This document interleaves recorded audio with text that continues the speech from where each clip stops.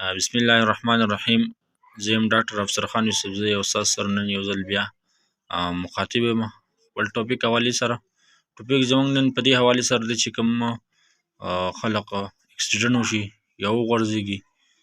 یا هسې زخم راشي، نو د هغو د حالې سره د انټي بایوټیک زخم په حوالې سره د هغو سره یو میډیسن شریک کوو. ډېر بهترین میډیسن دی، تاسو به استعمال کړئ. انتهایي زیات اکثره خلق وغورځېږي، نو د هغه غورځېدو دپاره چې کوم دی بیا چې کوم دغه استعمالوي بلا شی انټي بایوټیک استعمالوي، ویلیسیب، ایګمنټین، کیلاماکس، امکلیو، کیریسیب، سیبکزیم، یې بلا شی پروډکټس دي لکه. لیکن زما چې څومره تجربه ده او زه خپل په تجربې حوالې سره ایکسپیرینس حوالې سره ته خبره کوم، او د زخم دپاره نو انتهایي بهترین څیز دی. استعمال طریقې هم تاسو ته ښیم او پروډکټ چې کوم دی نو هغه هم ډېر بهترین پروډکټ دی. انتهایي زیات بهترین ډرګز دي. د استعمال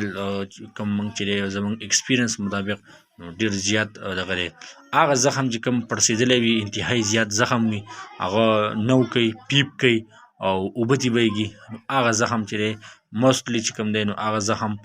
انتهایي زیات زر ټکېږي. ورته دې سره بیا تاسو فارموله جوړوئ. نو بس خو په الحال موږ دا یو انټي بایوټیک راغستی دی، د دې نه علاوه چې کوم دی دوه انټي بایوټیک بل راځي انشاءالله، په هغې به موږ تاسو ته ویډیو جوړوو چې دا دواړه او یا درې د دې خپل یو کورس شي او خپله فارموله جوړه شي، نو هغه فارموله چې کوم دی بیا تاسو یې اپلای کړئ، نو هغه انتهایي زیاته بهترینه تاسو ته ثابت کېږي زموږ د ایکسپیرینس مطابق. لکه په دې کې زموږ سره بیا یو قسم له راځي ډینزین ورته ویلی کېږي، ډینزین ګولۍ، ډینزین ډي اس، هغه په الحال زموږ نه دي راغستي، زموږ سره پرتې دي، سټاک موجود دی. لیکن زموږ چې خپل کومه ټوپک نن وګڼله هغه موږ ویلیسیب وګڼله. ورته دې سره چې د هر یو قسم دغه چې د زخم که هغه ته غاښ وي، که هغه ته خېټې وي، که هغه ته سر وي، که هغه ته هر ځای وي، نو د هغې سره به تاسو ځان د خپل سوچ مطابق تاسو چې کوم یو ټیبلټ زه تاسو ته یادوم، او هغه هر سبا نن سبا چې کوم دی هغه پیژني، هر سړی خوري، او انتهایي زیات چې دی نو د هغې استعمال دی. مثال کے طور پر پیناډول واخله، او د زخم دپاره چې کوم نن سبا استعمالیږي. تاسو چې څومره هم لاړ شئ، ابټاباد، پېښور، کراچۍ، کوم ځای ته هم لاړ شئ او تاسو وګورئ، تاسو له څومره هم کولیفاید کنسلټنټ ډاکټران دي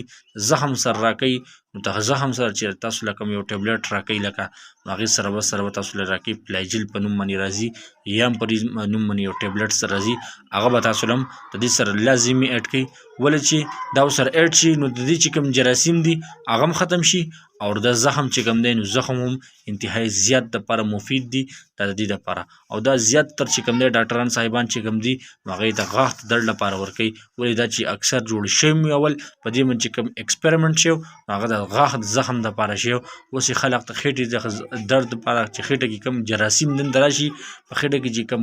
فارن پارټیکل راشي، چې په جسم کې کوم فارن پارټیکل راشي، نو د هغې دپاره دا امیبک چې کوم دي د هغې خلاف ډایسنټري د هغې دپاره دا موږ استعمالوو. لکه نو زموږ سره دا پروډکټ دی، د دې نوم دی ویلیسیب، تاسو ته به ښکارېږي دا کپسول دي، د دې نوم دی سپراډین دغې ده فارموله ده.